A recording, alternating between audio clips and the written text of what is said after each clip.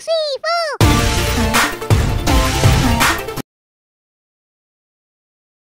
Hello बच्चों, तो कैसे हैं आप सब लोग। आई होप कि सभी अच्छे हैं और मज़े कर रहे हैं। Welcome back to my channel. आज अपने चैनल पे हम क्या करेंगे, एक्सरसाइज 13.1 के क्वेश्चन स्टार्ट करेंगे। ठीक है, तो पहली वीडियो पे पहला क्वेश्चन करेंगे, तो बिना टाइम वेस्ट करे देखो क्या है क्वेश्चन हमारे पास। A plastic box 1.5 metre long, 1.25 metre wide and 65 centimetre deep is to made. ठीक है, it is to be open at the top, और ऊपर से खुला हुआ है।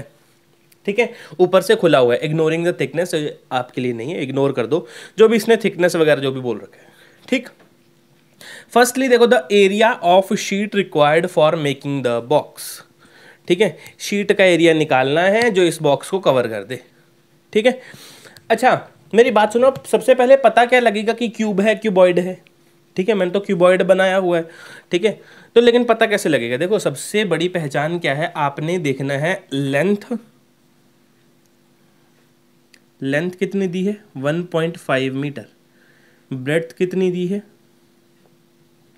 ब्रेड्थ दी है 1.25 मीटर।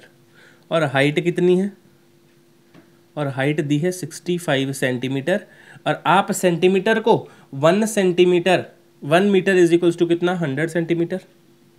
100 सेंटीमीटर। तो अगर आपको 65 सेंटीमीटर निकालने हैं, तो अगर आपको अगर आपको सॉरी यहाँ पे सेंटीमीटर लिखना है, यहाँ पे 1 सेंटीमीटर अगर आप निकालोगे तो वो कितना आएगा, 1/100 मीटर। तो अगर आपको 65 सेंटीमीटर निकालने हैं तो कितना आएगा, 65/100। तो 65/100 मीटर आपका आएगा। तो अगर आप इसको पॉइंट्स में लिखोगे तो कितना आएगा, 0.65 मीटर। तो सबसे पहली डिनोशन वगैरह तो यही चीज़ें हैं कि आपको ये चीज़ें पता होनी चाहिए कि कैसे सॉल्व करते हैं। ठीक है, अब क्यूबॉइड कैसे पता लगेगा। क्यूबॉइड की पहचान क्या है, लेंथ, ब्रेड्थ और हाइट तीनों अलग अलग होंगी। ठीक है, देखो 1.5, 1.25 और 0.65 अलग अलग हैं। क्यूब में क्या होता है, क्यूब में एक ही है, क्यूब स्क्वायर से बनता है, और ये किससे बनता है, रेक्टेंगल से बनता है। ठीक है, तो ये था पहला पार्ट। अब देखो क्या बोला इन्होंने, द एरिया ऑफ शीट।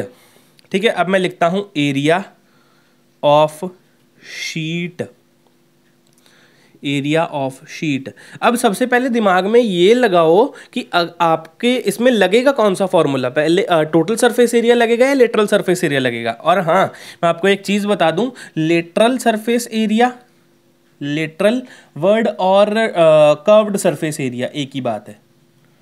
ठीक है, लेटरल सरफेस एरिया और कर्व्ड सरफेस एरिया एक ही बात है। ठीक है, अब देखो इस पे लगेगा कौन सा। अब इन्होंने क्वेश्चन में क्या बोला, लेंथ ब्रेड्थ हाइट गिवन है। ठीक है, it is to open at the top, सिर्फ टॉप से ही खुला हुआ है, ऐसा तो कोई फॉर्मूला पड़ा ही नहीं। ठीक है, सिर्फ टॉप से ही खुला हुआ है। या तो टॉप और बेस दोनों खुले होते तो हम लिटरल भी लगाते। अब फंस गए। अब क्या करेंगे, एरिया ऑफ शीट निकालेंगे। सबसे पहले आपको क्या करना है, आपको चारों दीवारों का निकालना है, या फिर आप ऐसे समझो कि इसका आपको पहले लेटरल निकालना है, उसके बाद इसमें बेस ऐड कर देना। अब लेटरल कैसे निकालते हैं, इसका लेटरल लिख दूं साइड में। इसका पहले इसका टोटल सरफेस एरिया कितना होता है, 2LB + BH + HL।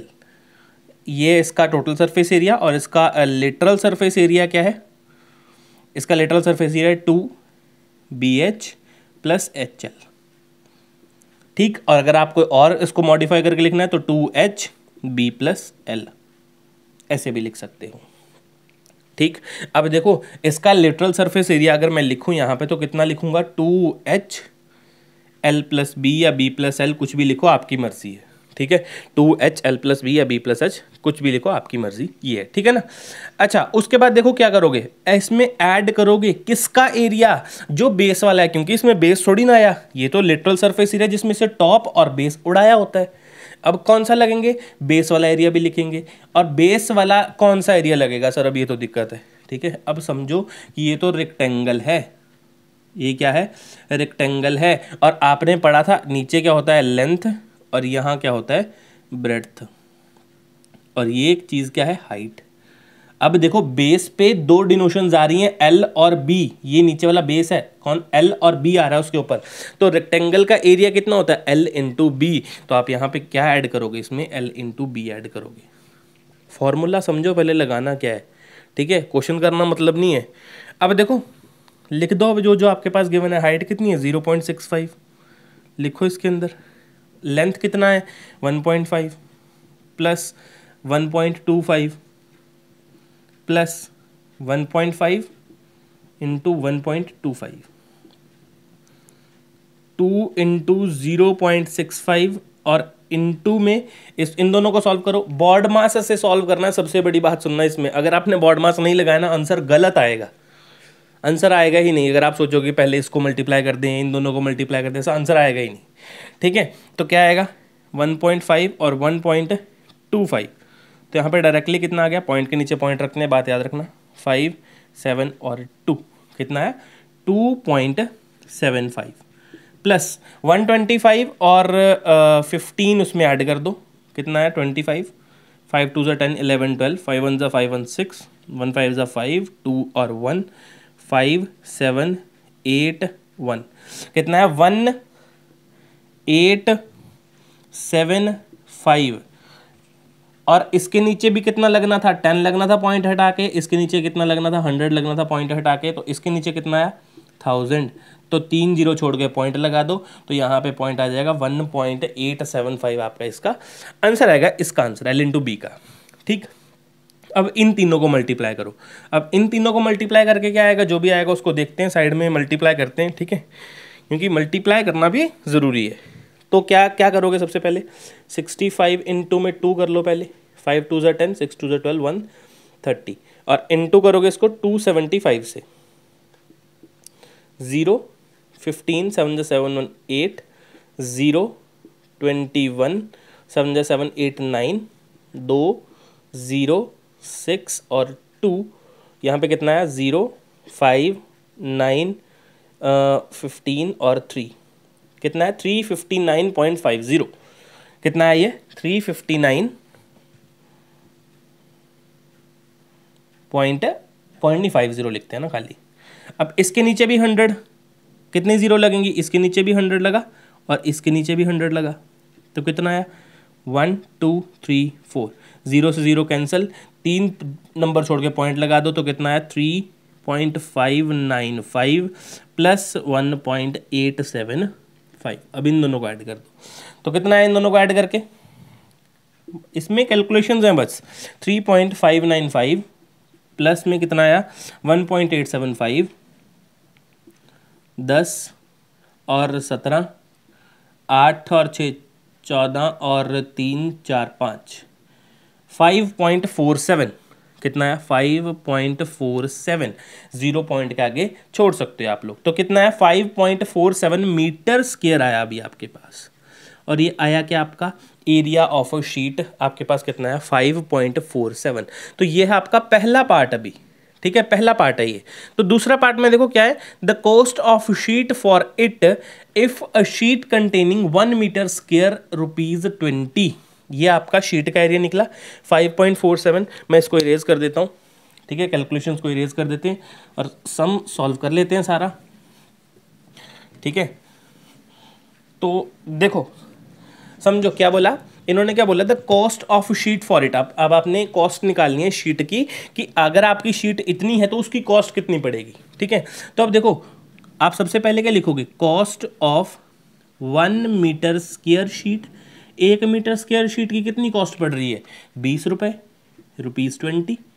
और आपके पास शीट कितनी निकली है, cost of 5.47 metre square sheet कितनी आएगी, तो 5.47 को आप 20 से मल्टीप्लाई कर दो, पॉइंट हटाओ 100 लगाओ, कैंसिल, तो आपका आया कितना 2 1 2 5।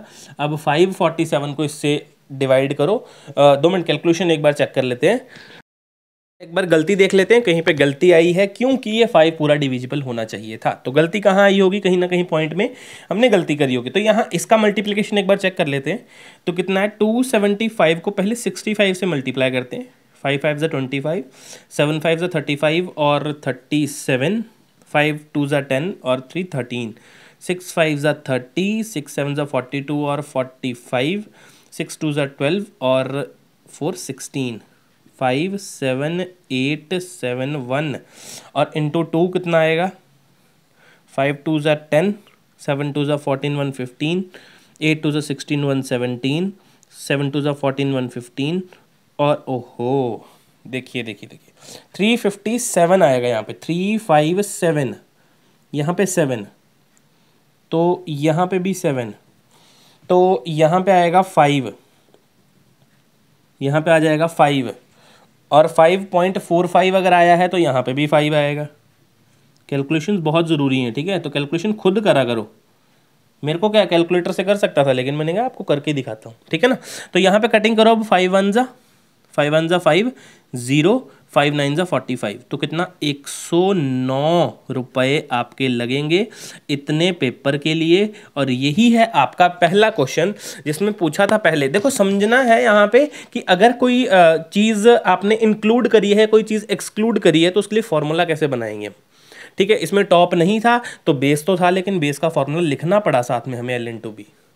ये भी समझना पड़ेगा कि क्यूब है कि क्यूबॉइड है। अगर क्यूब होता तो a² लिखता, लेकिन क्यूबॉइड है तो ln/b लिखना पड़ा, ठीक है। तो ये है आपका पहला क्वेश्चन, नोट करो कॉपी के ऊपर।